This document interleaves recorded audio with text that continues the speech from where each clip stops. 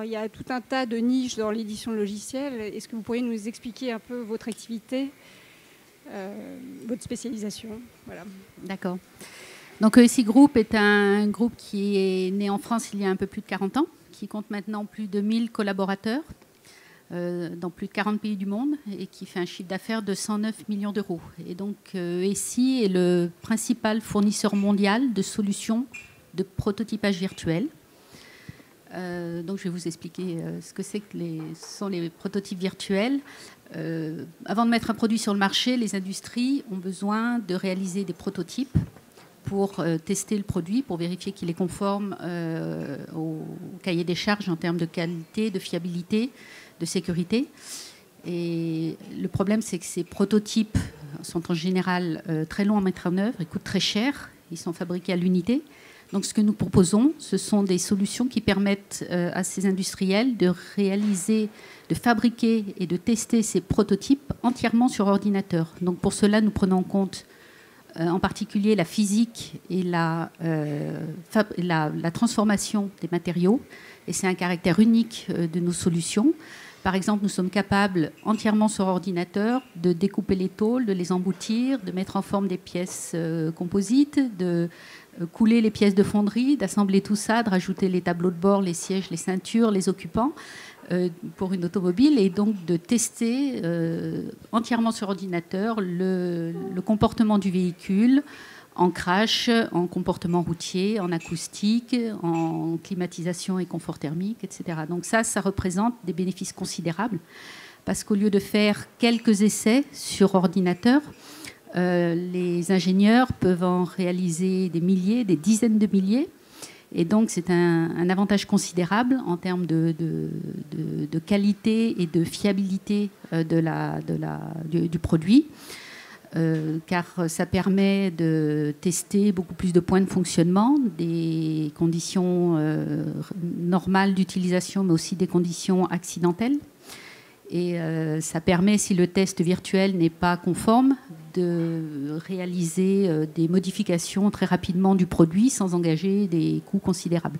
Donc ça représente un gain significatif de créativité et de compétitivité, de gains également de coûts et de délais pour les industries.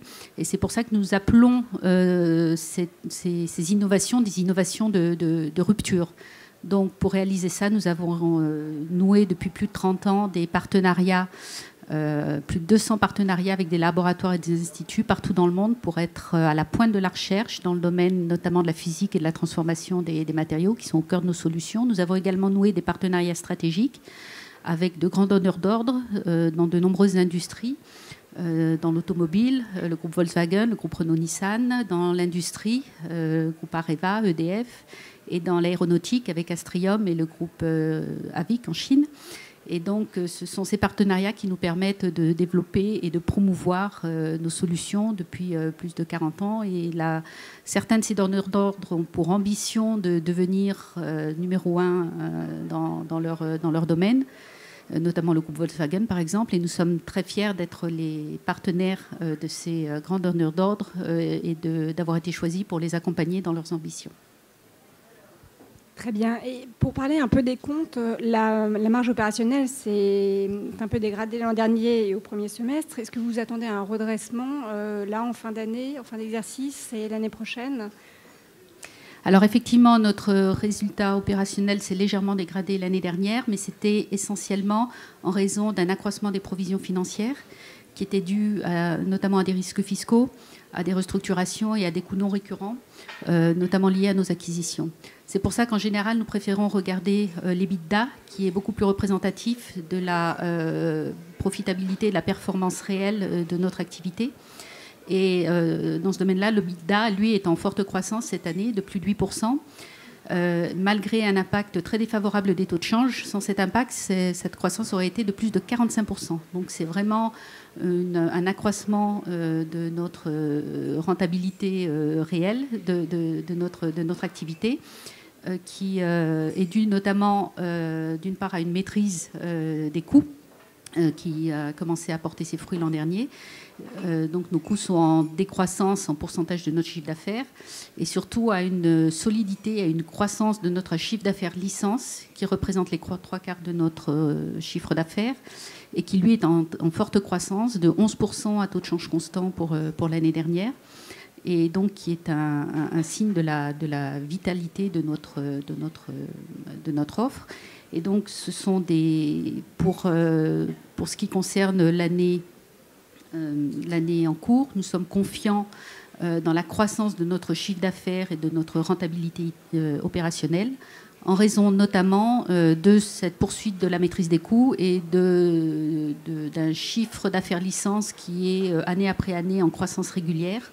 Et nous avons un très fort taux de récurrence sur nos licences, de plus de 87%, qui est un signe de la qualité et de la valeur unique qu'apportent nos solutions à nos partenaires.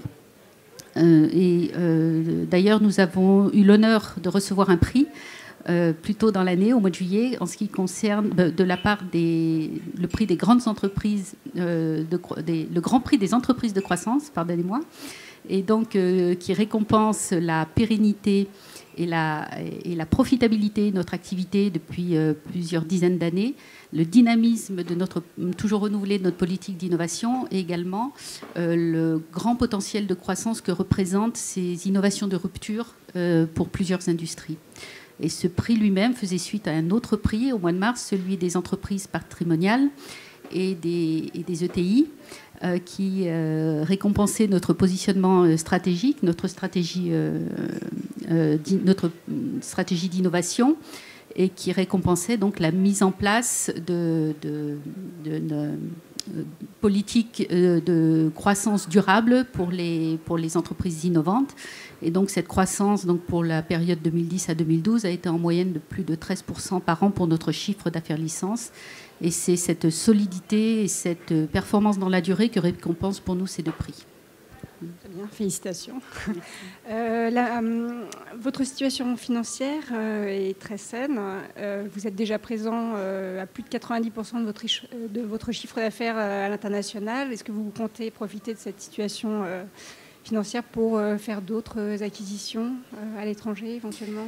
Alors nous avons effectivement une situation financière très saine avec un taux d'endettement très faible, de l'ordre de 15% de nos fonds propres. Nous avons également un prêt syndiqué de 30 millions d'euros sur lequel nous avons encore des capacités d'emprunt.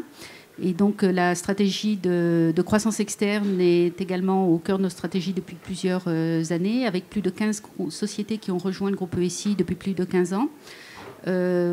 Pour d'une part accroître la valeur de nos solutions. C'est le cas de la société notamment ICIDO de réalité virtuelle dont vous aurez un aperçu sur notre stand, ou l'apport d'un nouveau business model. C'est le cas de la société OpenCFD il y a 2 ans. Et également renforcer notre présence notamment dans des pays émergents. Nous avons une très forte politique de croissance dans ces pays-là également. Voilà.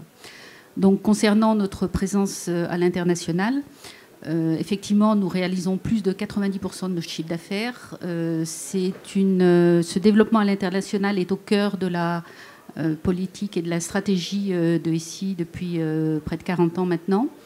Nous sommes présents dans à peu près tous les pays du monde et les continents, en Europe, en Asie, en Amérique, et dans les pays émergents qui représentent 15% de notre chiffre d'affaires et qui sont également en très forte croissance. Donc nous avons la raison de ce développement et que nous soutenons nos partenaires industriels dans tous ces pays.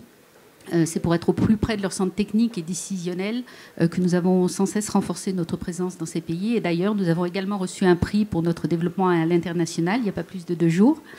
Et donc qui récompense la pérennité et de nos succès et le caractère répétitif de nos succès à l'international depuis plusieurs dizaines d'années. Très bien. Et hormis ce développement international, quels sont les axes de développement du groupe aujourd'hui ? Alors le monde industriel en fait est en train d'être confronté à de nombreuses révolutions Et notre ambition est vraiment d'être aux avant-gardes, aux avant-postes de ces révolutions en raison de notre politique d'innovation de rupture. La première de ces révolutions, notamment, c'est celle des matériaux, qui a profondément transformé les objets qui nous entourent. Alors ça, c'est pas nouveau. Ce qui est nouveau, c'est que ça s'accélère, notamment, par exemple, dans l'automobile, qui est confronté à des problématiques très importantes en termes de gain de poids pour répondre aux normes environnementales, mais qui ne doivent pas, bien sûr, dégrader la sécurité des véhicules et qui doivent, au contraire, accentuer cette sécurité. Donc pour ça, ils doivent avoir recours à des matériaux qui relevaient de la science-fiction il y a quelques années, et qui sont maintenant tout à fait courants, des matériaux à très haute résistance, et notamment des matériaux composites. Et cette tendance va évidemment s'accélérer avec les nouvelles normes environnementales pour les années à horizon 2020-2025 qui vont imposer l'emploi massif des matériaux composites. Et évidemment, ESI, par son positionnement sur la physique et la transformation des matériaux, est un acteur majeur dans l'amplification et le développement de ces tendances. La deuxième révolution est la révolution digitale qui a déjà profondément modifié notre vie quotidienne et qui, avec l'arrivée des smartphones, des jeux vidéo, aussi des objets connectés maintenant.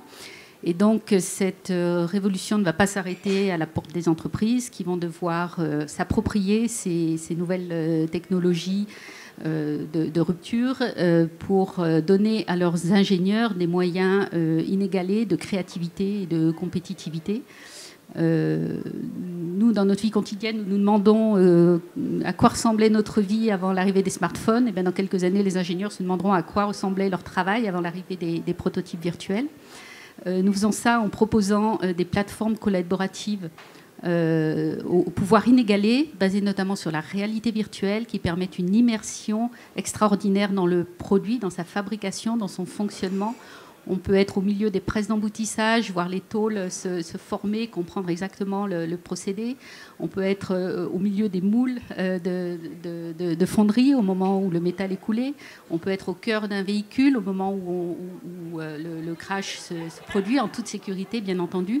Et c'est une compréhension extraordinaire et c'est également une créativité collective extraordinaire parce que ça permet à des gens d'horizons très différents, des ingénieurs, des designers, des assembleurs, de travailler ensemble autour du même produit et de trouver des solutions qui sont bien meilleures que s'ils étaient restés tout seuls devant leur ordinateur. Voilà. Donc c'est un deuxième axe très important de développement de ESI.